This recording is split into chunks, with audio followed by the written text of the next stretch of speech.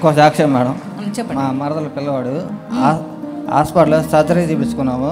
3 లక్షలు ఖర్చు అయింది. కానీ కాళ్ళు రావని చెప్పారు వాళ్ళు. ఓకే, సరే అని చెప్పి చేయించాం, ఆపరేషన్ చేయించుకున్నాం.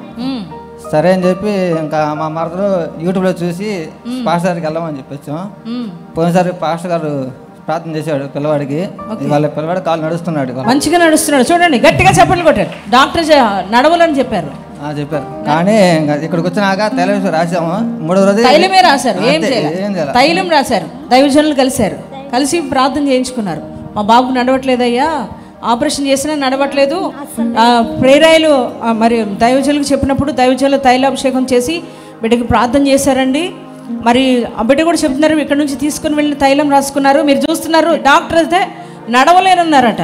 ఆపరేషన్ కూడా చేసినా కూడా కాలు రాలేదు. కానీ దైవజనుడు ప్రార్థించిన తర్వాత బాబు చూడండి చక్కగా నడుస్తున్నారు. గట్టిగా చప్పలు కొట్టి ప్రభుకు స్తోత్రం చెప్దాం.